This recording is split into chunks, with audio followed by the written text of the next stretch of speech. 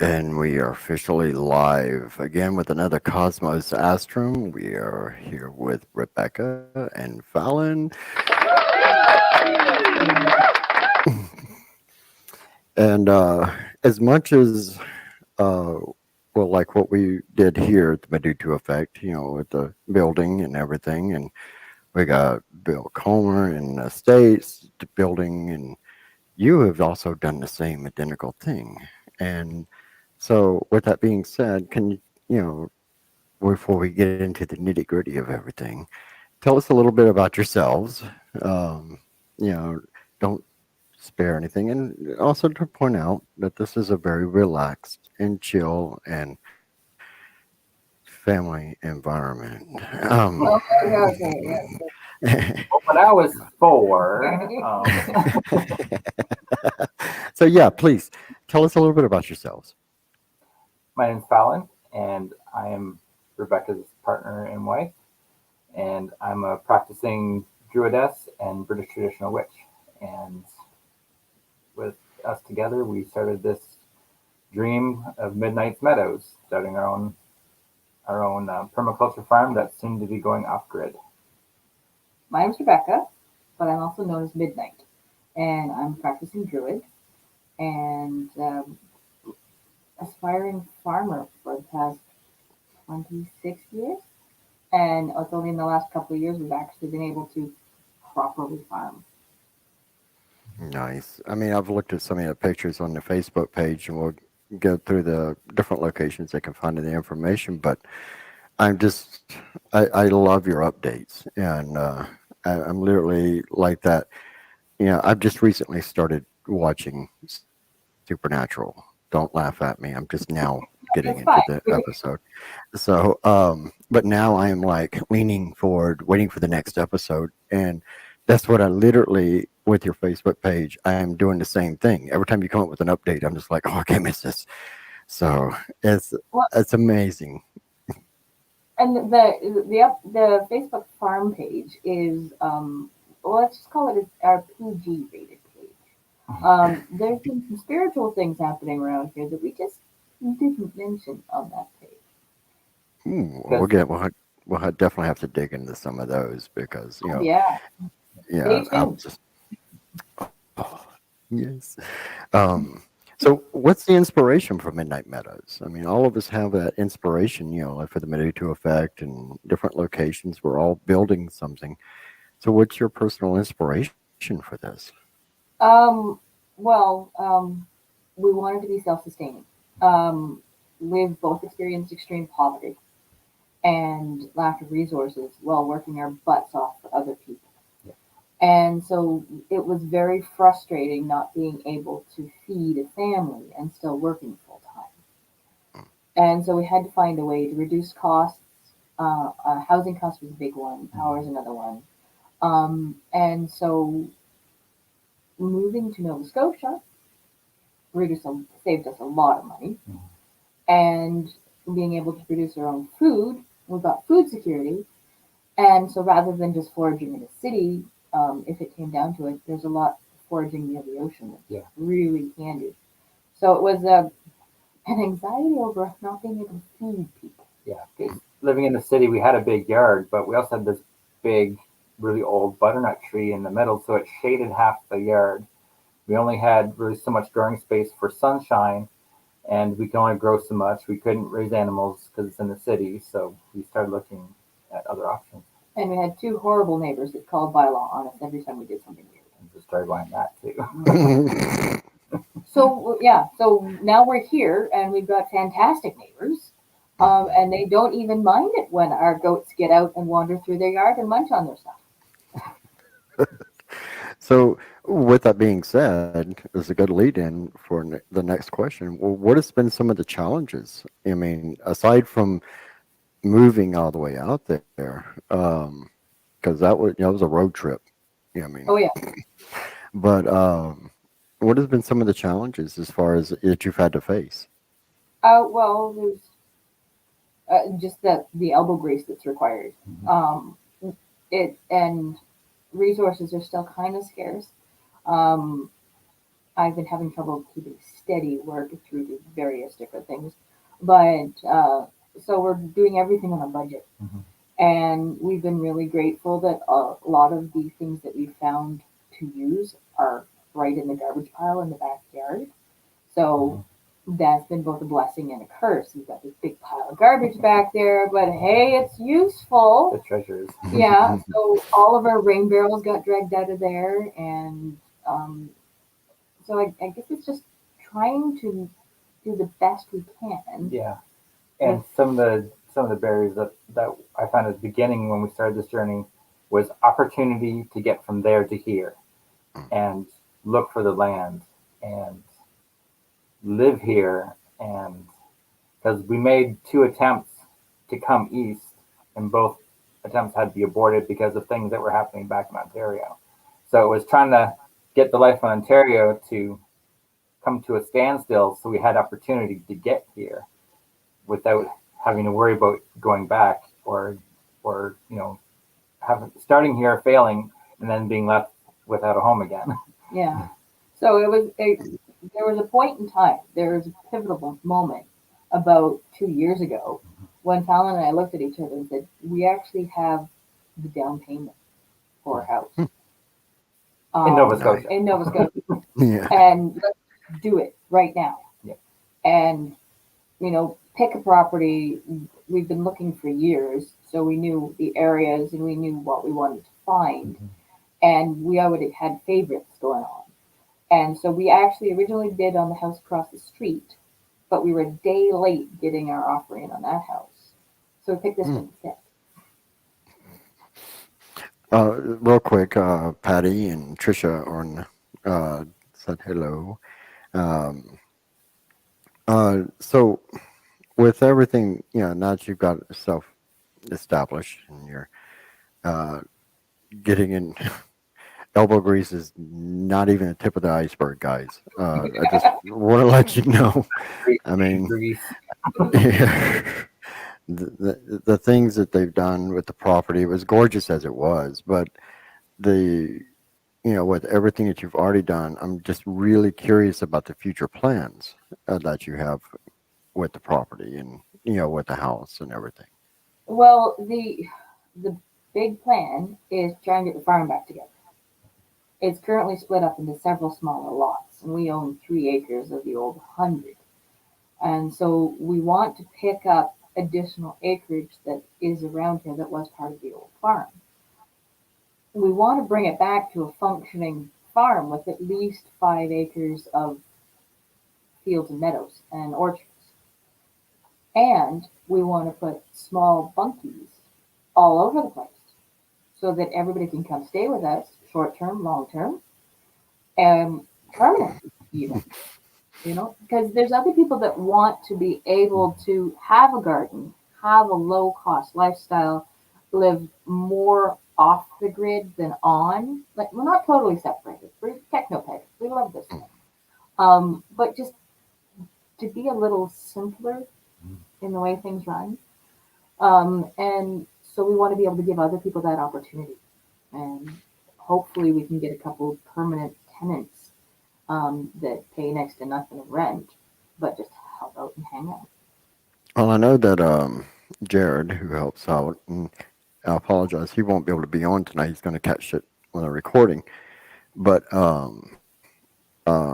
he said this has been his dream. He's been dying to go there, and he wants to check it out. And so you pretty much are just when you put the little bungalows up, you can definitely just put Jared on one of them because Just put that's all he's talked about ever since I've shown We'll him. make them a sign. We'll Yeah. say Jared's place. Does he have a Yep. particular building style he wants? Yeah, he doesn't care. Corkwood, as, Google, as long as we could do all kinds of things. Earth shelters. yeah, he doesn't care. As long as there's no stairs, he's happy. Well, yeah. Imagine just a whole bunch of bedrooms with kitchenettes and roofs all over the place. That's what we want. No. At least 10. Yeah, it's like Raven said. It sounds like we need to do a road trip. I agree, Raven. Absolutely. Because that's all been talking about downstairs. Every time you send an update on the page, that's the first words that comes out of our mouth. Road trip, especially. Well, you'll see in a minute the goats. But real quick, speaking of a minute ago of Ontario, Lalik and Owen, Sean in Ontario, we're going to do a quick commercial with him and let him pop on here and talk about some of his products. It, it's all about community, and we support each other. And even though I make candles, he makes candles, I make incense, he makes incense. It doesn't matter. We're here to support each other at the end of the Yeah. day. So, real quick, let's hear from Sean. Hi everyone, my name is Sean and I'm the owner of Lalo Gonzalwin. I make natural handcrafted intention-based products like beeswax spell candles, scented spell candles, loose incense, stick incense, liquid incense, anointing oils, and bath salts. So you can check out all of my products on my website at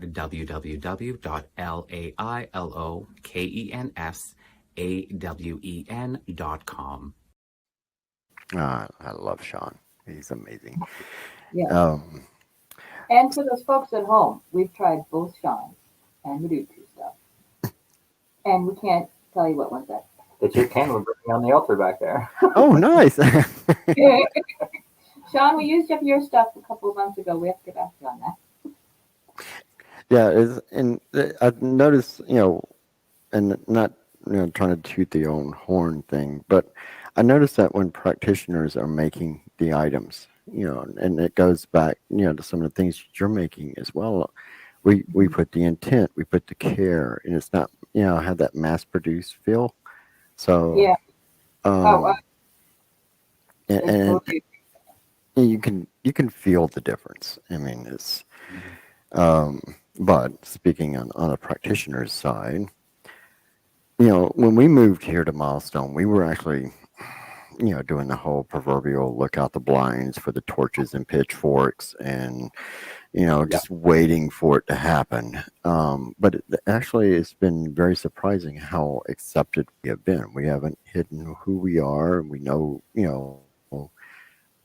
Allison and myself, there's been questions, and we don't hesitate to answer them. But for the most part, we've only had one occurrence, and for the most part, the community here has been very accepting. So, with that being said, how has the area around you been accepting of you? You're the new folks in town. You just took over the farm. You got it going, and now you're a practitioner too. Oh, When we got here, we were the only people there's one, two, three, four of the houses in this little hamlet were empty. So we were the only ones here. So it was no traffic. There's no people across the street. So the first year I was here, I was out blessing the land with my cauldron and spurging the land without worrying about anyone. What the heck's that freak doing out there? Yeah. And so, especially with the other neighbors moved in, just in regard to conversation, they talked about other spiritual modalities and stuff like that. So we figured that they were safe to talk to about spiritual based stuff. And then neighbors across the street came over for a campfire. What holiday was it? Beltane? Yeah. We did an outside ritual, but it was like I made it general because I knew people were coming over, so I watered it down. And they took part in the ritual, and they've been good friends with us ever since. And one of the people that just moved in Mhm. about 3 months ago down the street here, they're a baby Wicca, and they're thrilled to find out that we're here because we've been answering all kinds of questions. Within 5 minutes of talking to her, she asked if we're starting a coven. nice. Well, I mean, do you find it? Do you find it that just like when we moved here, several practitioners that were call it closet practitioners, people were practicing at home, they finally felt comfortable to come out of who they were. And, you kind of create that beacon when you're working on something. Yeah. And, Well, yeah, and we and found that also for the LGBTQ community around here as well.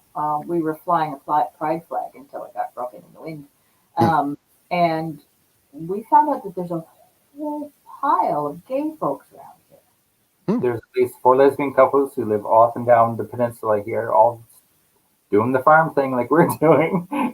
And then just the other week, gay couple, two elderly gentlemen that live up the road, finally got the nerve to come knock on our door and welcome us to the neighborhood. Yep. And we're like, one of us, one of us. And they want us to come over for dinner later on as soon as the shenanigans are over with COVID. Yeah.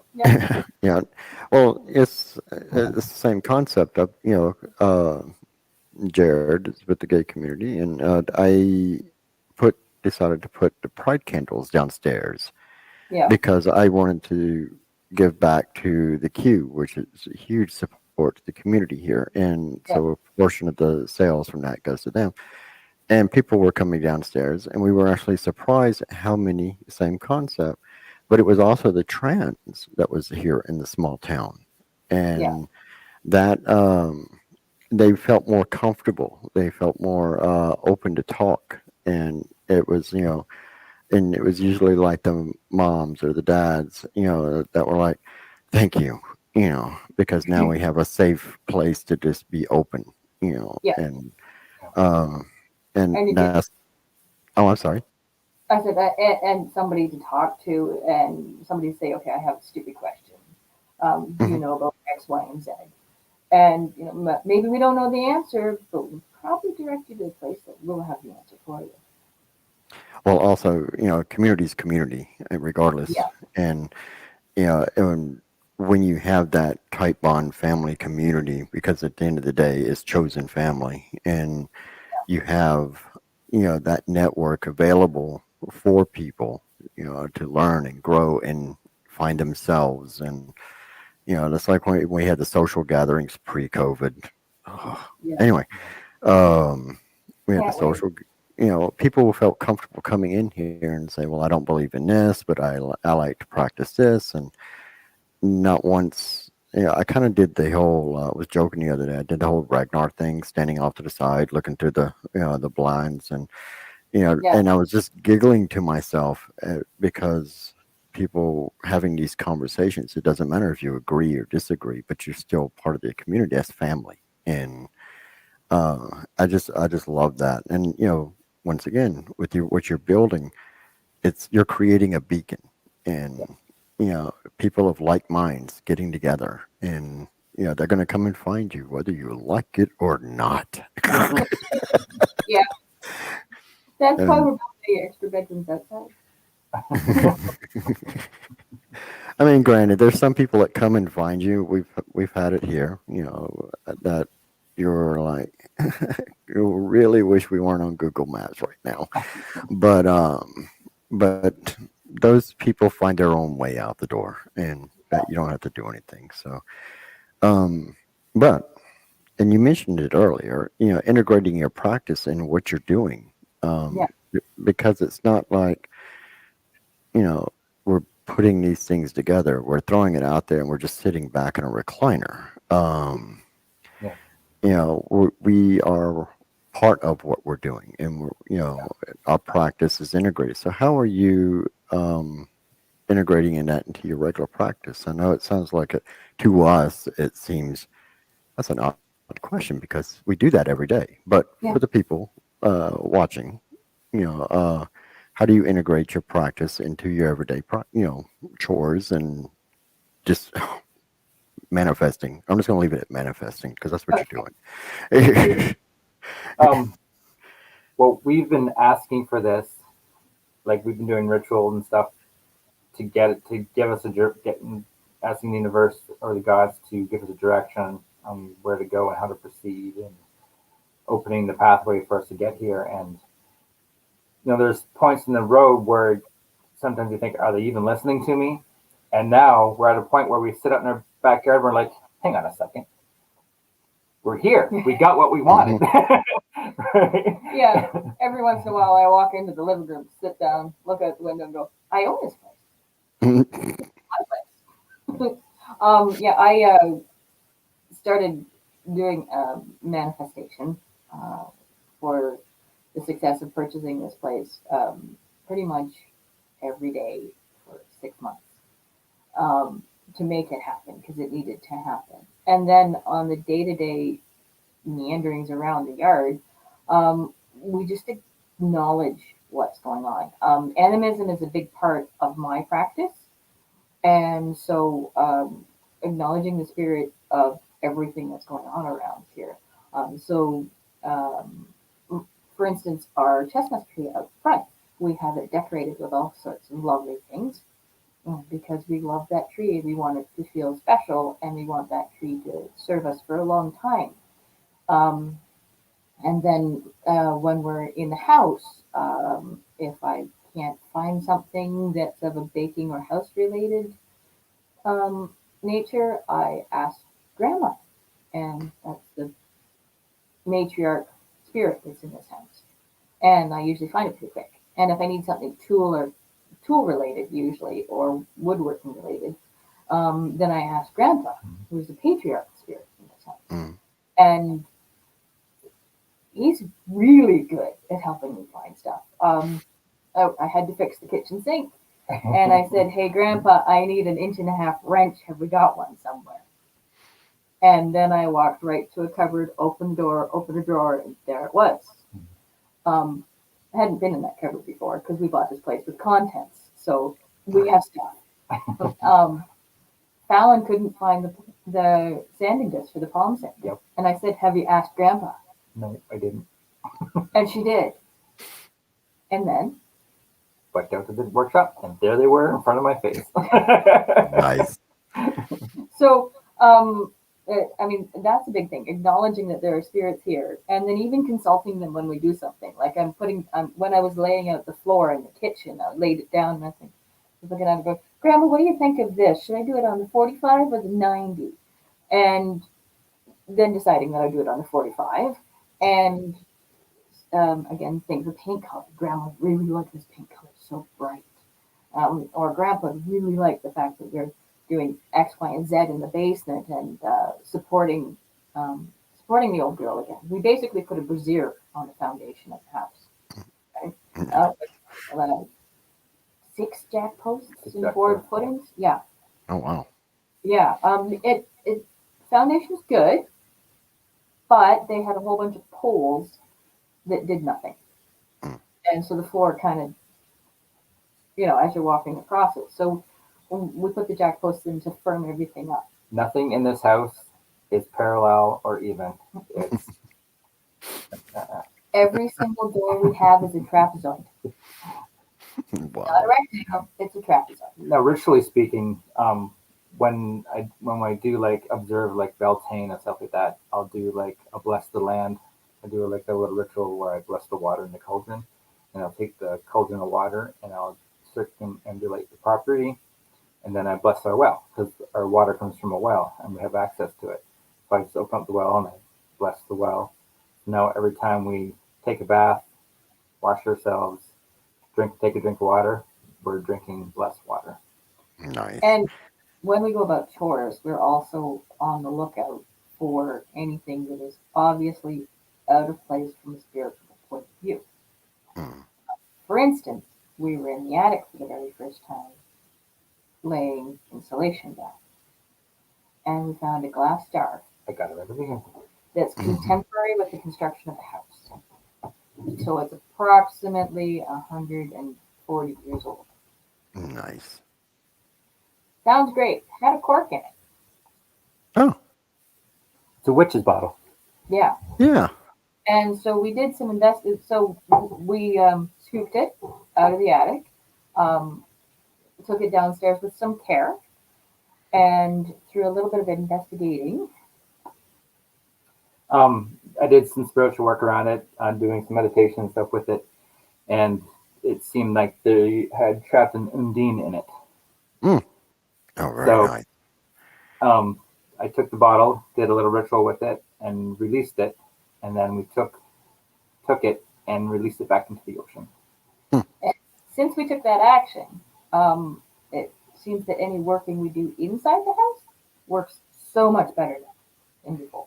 So I was finding our rituals were being muted down. Like Mm-hmm. you would raise a lot of energy, and then it's almost like.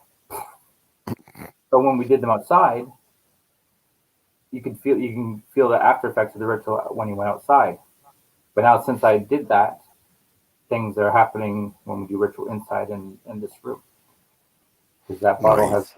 has been cleansed. Yeah, and it wasn't unusual for them for in mid 1800s for people to put a witch's bottle someplace in the house for luck and to keep Mm-hmm. away evil spirits or keep the evil eye away or several different things. Keep the witches out of the house. Yeah. Yeah.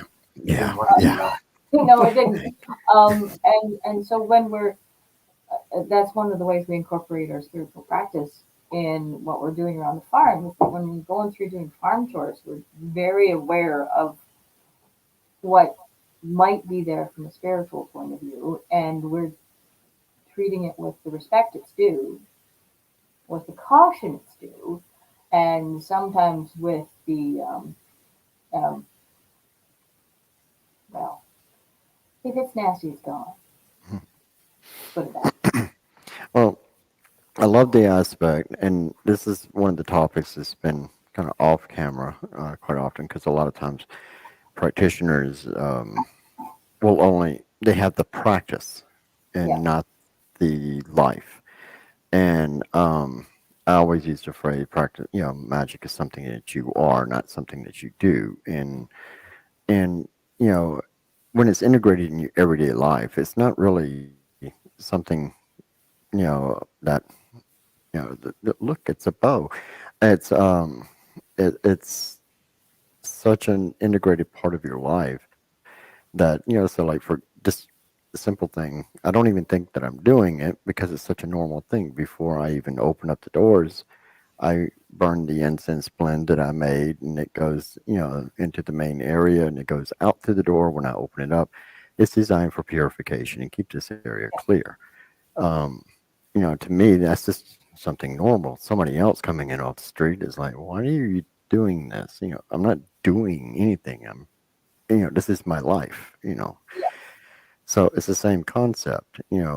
What you're doing, that is your life. And it's not that you're seeking out to do magic. You are magic. And that's what I love. It's in every aspect. You're looking for those signs. You are existing with those signs. You are, part of it. But I want to ask you a question now. okay. Because we have stipulations. People walking in the door. Any signs of hate and prejudices, U-turn. So, are there any paths? Let's say like you get all the little buildings set up. They got the extra properties next door, and you got everybody willing to come in and help out. But would there be any stipulations on the paths? Not necessarily the person. The person is a different So story. would there Yeah. would there be any like a deal breaker path that they should be in? Any path that is hateful or supremacist.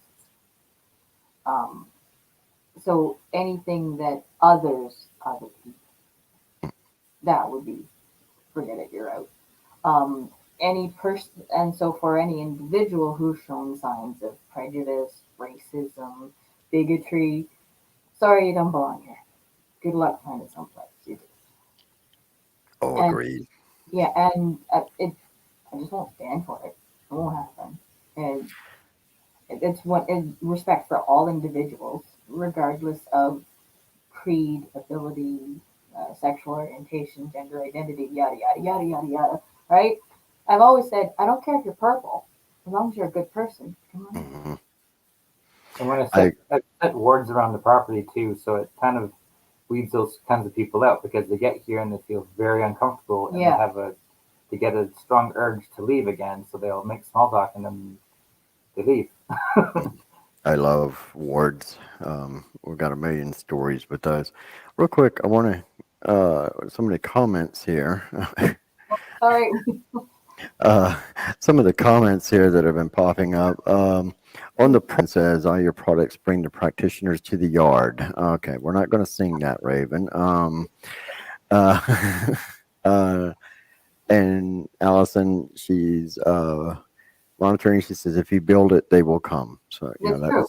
Yeah, that's if very it's not true. the opportunity, it will come. Um, Laura says, grateful to met you all. And Raven once again points out that the reason I burn incense and have my normal ritualistic days is because I'm extra. Oh, That's well, that's a given. I mean, come on. that's the same reason I wear graphic tees. Yeah. Speaking of teas, and I'm glad you brought that up. I'm gonna pop the broom closets commercial, their debut commercial in the Cosmos Astrum. If I can get my head out of my ass and actually click on it.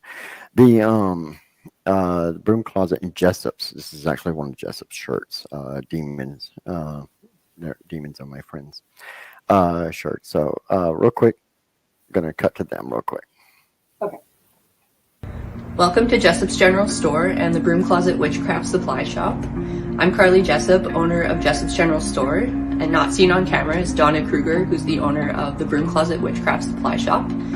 We are located in Regina, Saskatchewan in the Heritage neighborhood, and in our shop you can find all sorts of cool things from occult-inspired clothing, art and accessories, to witchcraft supplies like herbs, incense, candles, and other sorts of divination tools.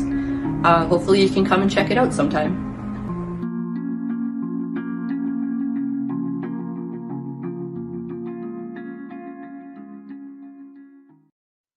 Isn't that number 2? Oh, Donna Kruger is everybody's mother. We love her to death.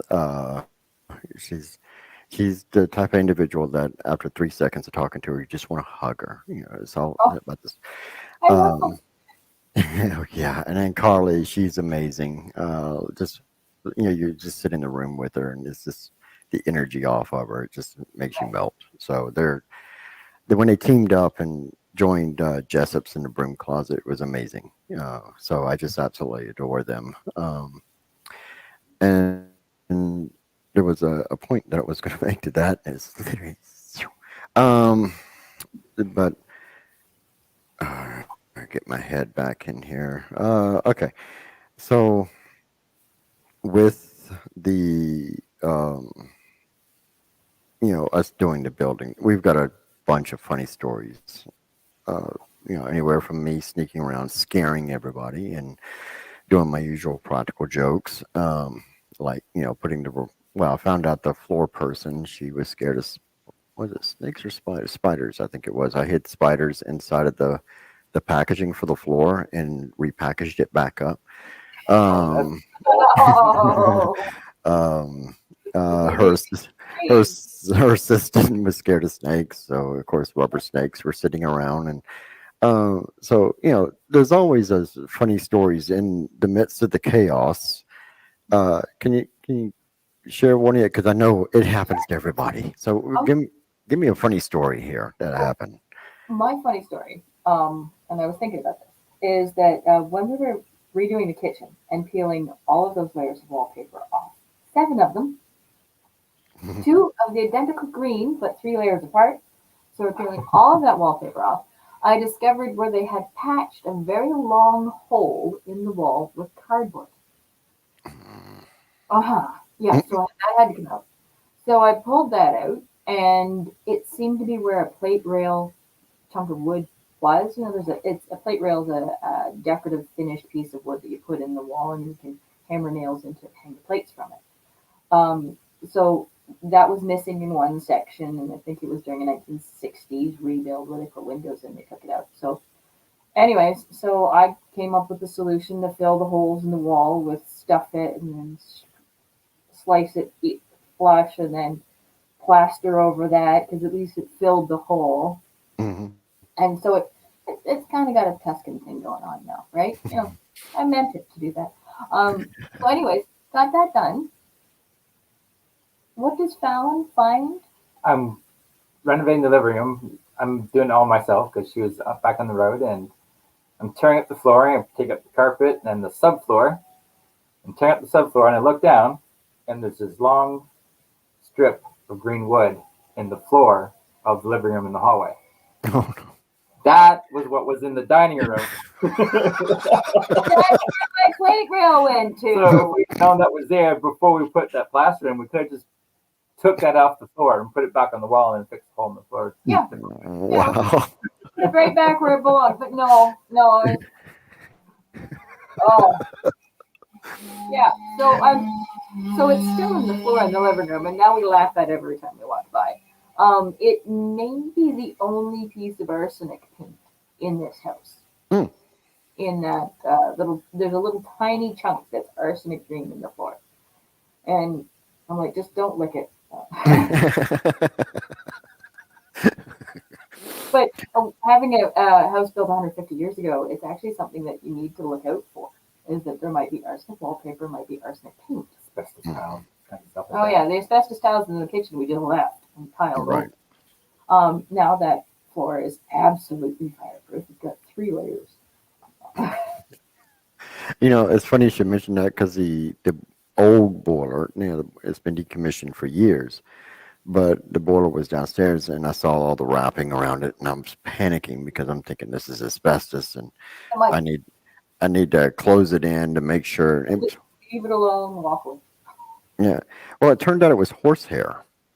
Um, yeah, we had it. Well, we didn't have it before we had the building.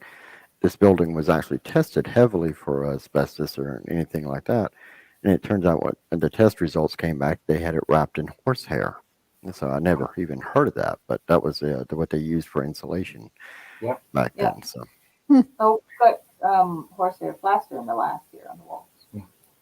now we had that upstairs. We had ours is wheat chaff and horsehair with some of the plasters. Which was a surprise when Allison and Chris were stripping everything back to the lath and plaster. Surprise! It's not unusual for houses in Nova Scotia to be stuffed with seaweed. Oh, really? That's Yeah, as dried insulation. Dried seaweed is insulation. I never would have thought of that. I mean, given where you're at, I mean, you're literally a walking distance to say hello to the closest iceberg going by. But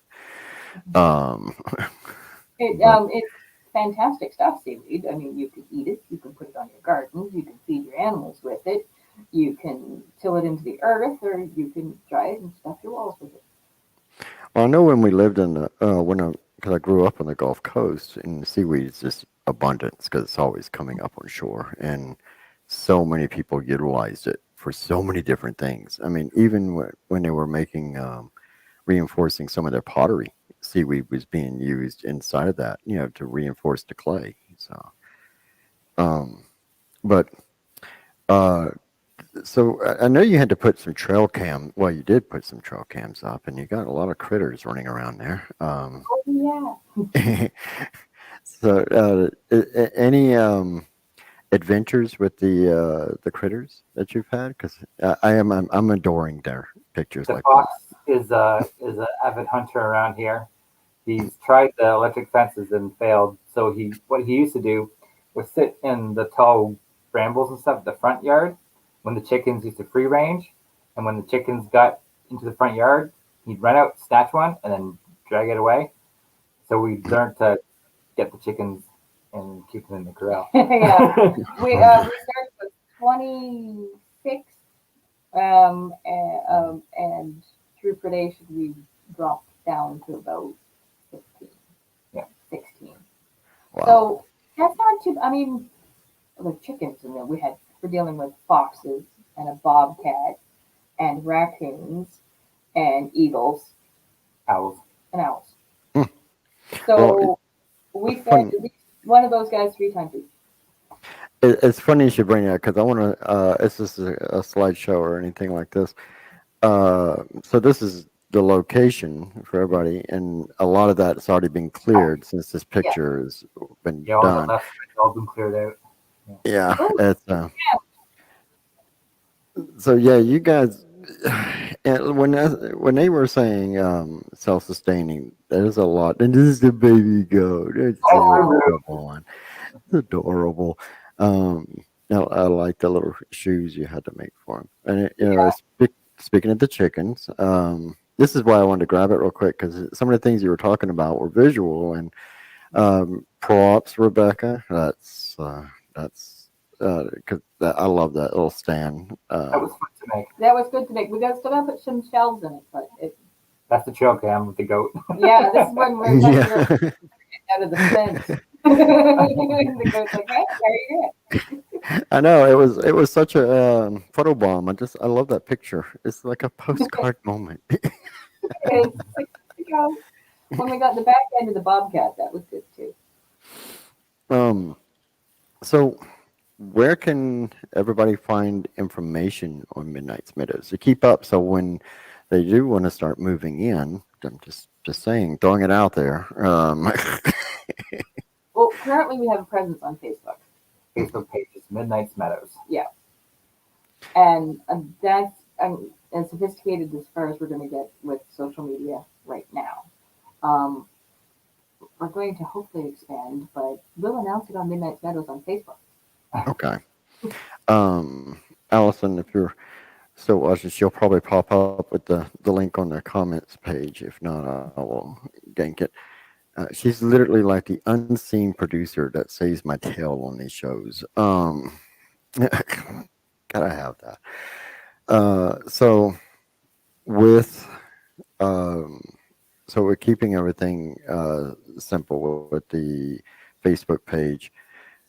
With the division as you grow and whatnot. If you know, as a community, um, you need any help with anything, you just a shout, and you know, it doesn't matter from us. You could literally put it on the page. I guarantee you'll have so many practitioners and people in the community because we are a family.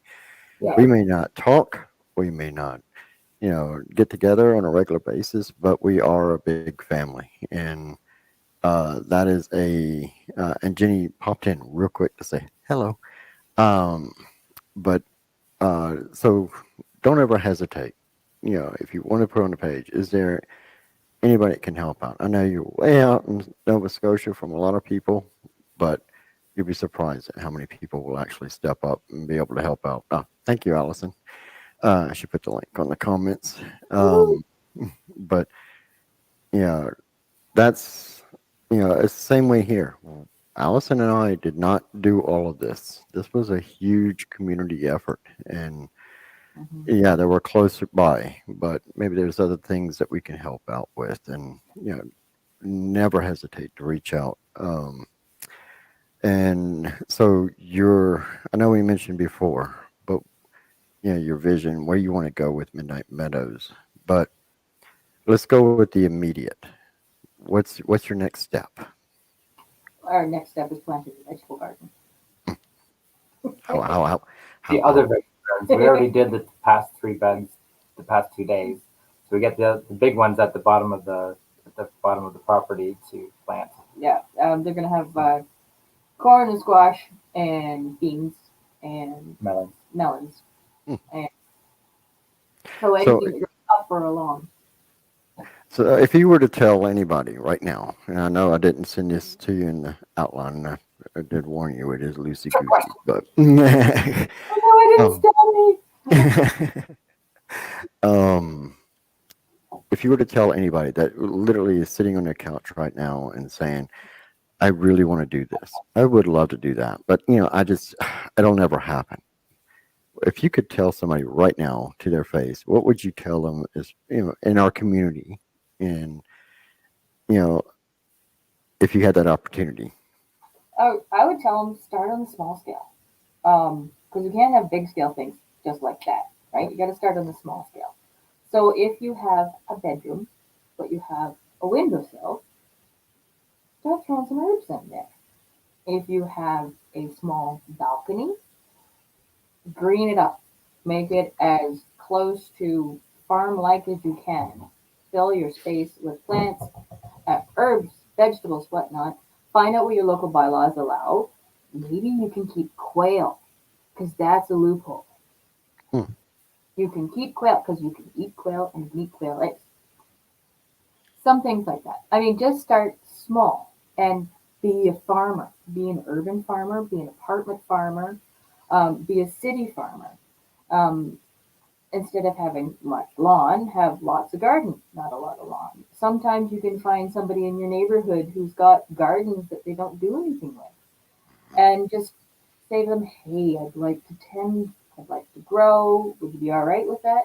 It's amazing how many little old ladies get really excited when somebody says, hey, I'd like to plant a garden in your yard. Is that okay? Um, just go out and just start doing little pieces. And then you'll find that you'll get bigger and bigger. And because you are already living it, it'll be easier to manifest going down the road.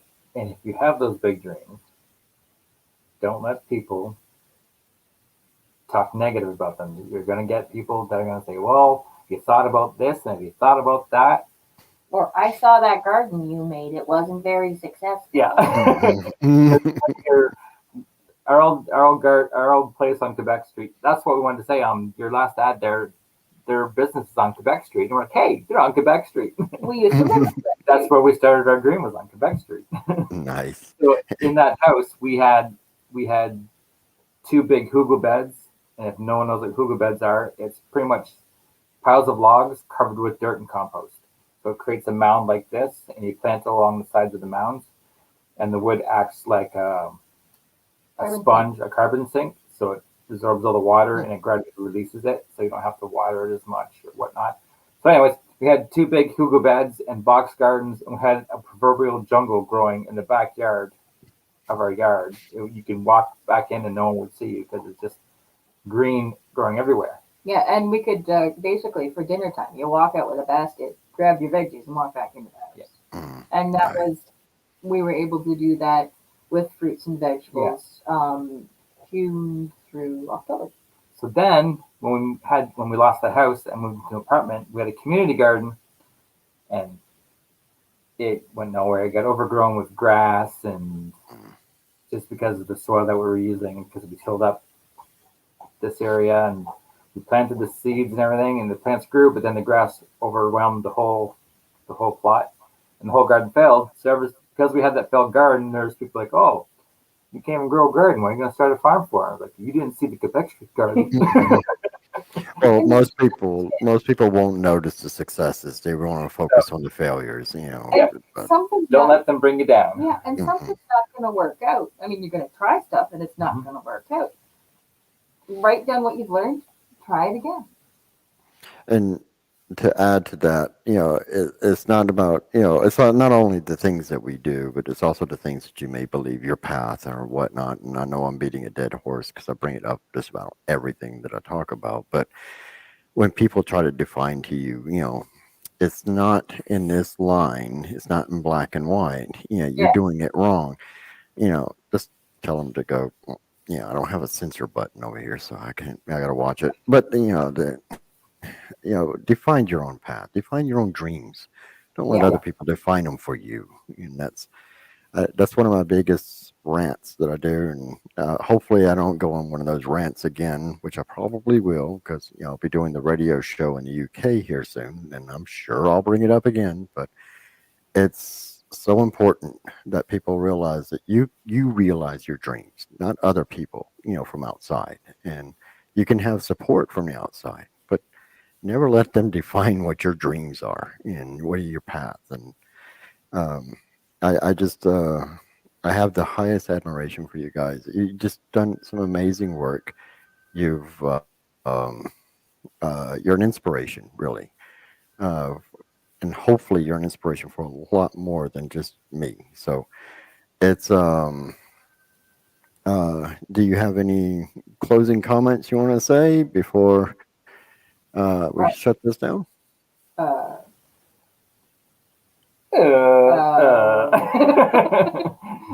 Um, closing comment. Midnight Meadows is awesome. I'm so glad I've worked so hard to get here. It's been a trial. The work will not stop, Yeah. but I'm happier for doing it. Yeah, And that's I can. really I'm happy important. that I can go out my yard and sit in my gardens and look around and think about everything that we went to go through. And I can honestly say I would go through it all again just to be able to sit here and enjoy what I have now. Well, thank you so much, everybody that watching it now or watching it later, Jared. Um, make sure you click on the link, click like on their page, follow them. It's you will be astonished at what these two individuals have manifested. I'm not going to say done or a lot of other stuff. This is a manifestation of will. I mean, they are. It's amazing. Um, I just can't go on enough about it. And from the time that you pulled in with the trailer to where you are now, it's just absolutely beautiful. So Thank you. much love to you both. Miss Thank you. you. Um, we met at Mythwood, at Culticon. So, and I honestly feel like I have found my sisters.